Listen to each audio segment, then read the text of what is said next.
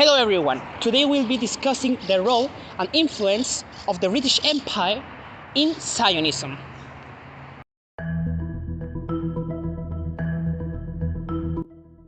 Our story begins on November 2nd, 1917. British Foreign Secretary Arthur James Balfour presented a letter to Lord Walter Rothschild.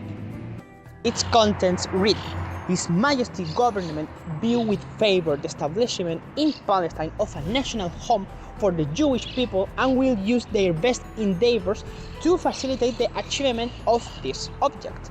This letter became the starting point of the Jewish migration into Palestine, the ethnic cleansing the Palestine people and the consolidation of a Jewish state Israel. But why did the British have an interest in a Jewish state? To answer that, we must take a look at this map. This is Palestine. After the fall of Jerusalem, it meant that the territory was now in control of the British Empire, a period called Mandatory Palestine that lasted from 1918 all the way up to 1948 with the declaration of independence of the Israeli state. Though Palestine was promised independence in the Macmahon-Hussey correspondence, which was a series of letters sent between the British Empire and the rebels that operated in Arabia, in the end, the Ottoman territories were divided among the British and the French empires, betraying that initial correspondence that they had between the two.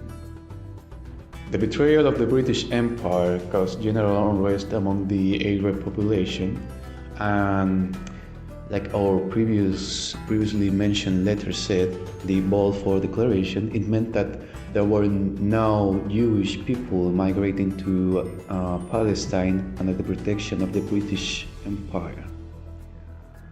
The situation got so bad that the tension between the Arabs, the Jewish, and the British forces culminated in the 1936 to 1939 Arab insurgency, and then in the 1944 to 1948 Jewish insurgency in Palestine, eventually leading to the Israeli fight for independence. Before that, though, appeals to democracy were made, several Christian and Muslim associations were made, and in 1919 they joined together to form a Congress. Meanwhile, the Zionist Commission actively promoted Zionist objectives with the backing of the British government. And in 1920, with the new administration, the first concessions to the newly established Jewish entrepreneurs were made. Although there were some self-governing Muslim organizations in Palestine, they refused to cooperate with the British because of the Jewish agents that were introduced. And eventually, the British put a limit to the Jewish migration into England, which caused several Jewish attacks to be made in Palestine in support of a program of illegal migration. Yet this would come to a temporary stop with the start of World War II. There was support from both sides during the war, although the support came with an interest behind it. The part of the Jewish, it was support in hopes that a new Jewish state would be established given the circumstances of the war and Nazi Germany. And in the part of the Palestinians, it came with the hope that they would finally get recognized their freedom and expose the Jewish migrants. Both sides offered volunteers for the war, although this history is not well documented, at least on the Arab part. Yet despite this support, in 1944 the Jewish Lehi and the Irgun initiated violent uprisings all along Palestine directed towards the British mandate. This culminated in the assassination of Lord Moyne in Cairo, Minister of State for the Middle East. After actions taken by the Haganah, the three main resistant groups joined to form the Jewish Resistance Movement, which led to a series of terrorist attacks and then retaliation by British soldiers against the Jewish people. All of this included the assassination of United Nations mediator, Count Bernadotte. Later on, the British washed their hands of this whole situation by leaving the issue to the newly formed United Nations. And what happened there is that they partitioned the territory into the Israeli territory and the Palestinian territory. Of course, the Jewish people were not happy, and after a revolution or a fight for independence, as they call it, 8 hours before the end of the Mandate of Palestine, the newly formed Israeli government declared their own independence. This meant that the Mandate of Palestine ended in 1948. The rest is history.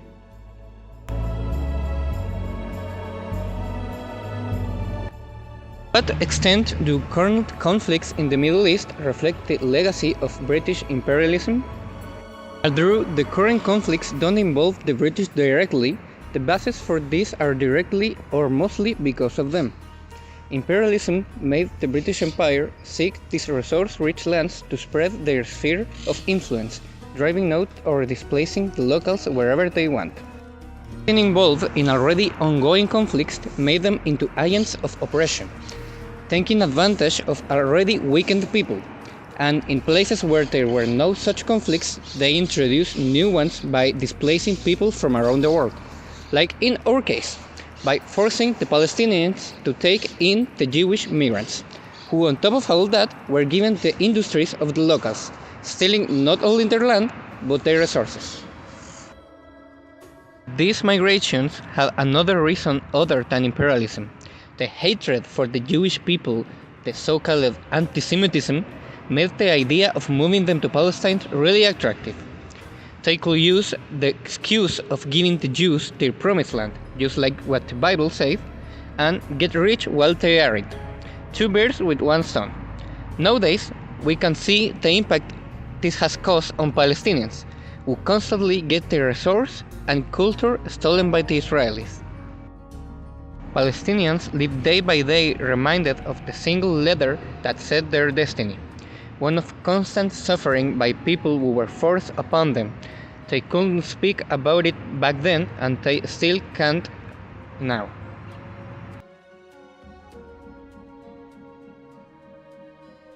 What are the main reasons for the British Empire to influence in this process?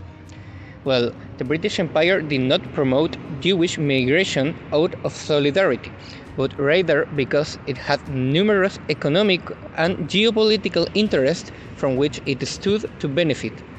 Among these were the main factors for the British involvement were, as stated before, the natural riches of the lands in Arabia made it attractive to imperialist interest. The closeness of Palestine to the Suez Canal meant that it held a good strategic position for the navy, and its access to the Mediterranean Sea meant that ships passing through would come through with relative ease for the British, and it will also serve as a stop for troops in moving to Egypt or Africa. Unlike how we've stated before, moving the Jewish people to Palestine meant that they could use their excuse of fulfilling biblical prophecy to get rid of them. Jews held positions of financial status, and these were hated in Europe. They were treated as scapegoats of almost any issue one could think of, and by giving them their own land, they could get rid of them and take the enterprises they had in Europe. That's why they gave them the Palestinian industries, so they will get an easy start and move their assets there.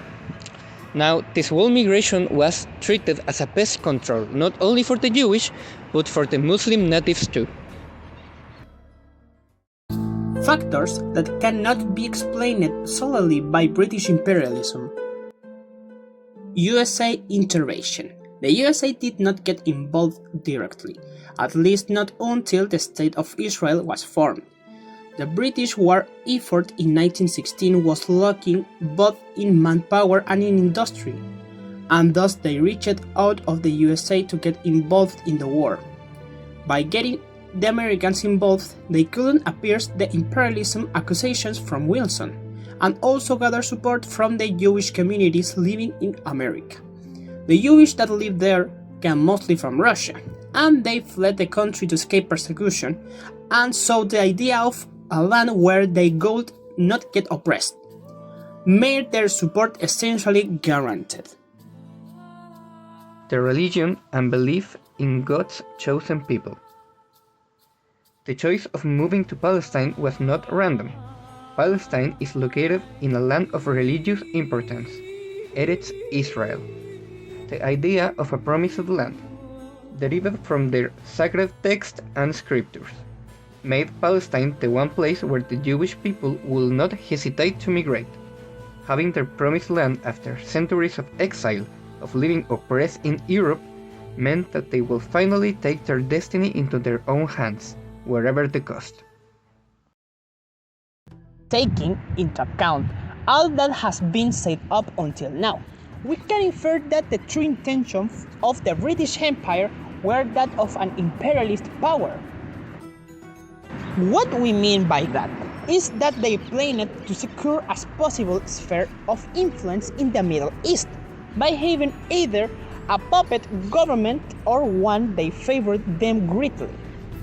By giving this land to Zionist interests, they could help them develop their industry, and by that extract profit from the whole operation, apart from stealing the resources from the native Palestine Muslims.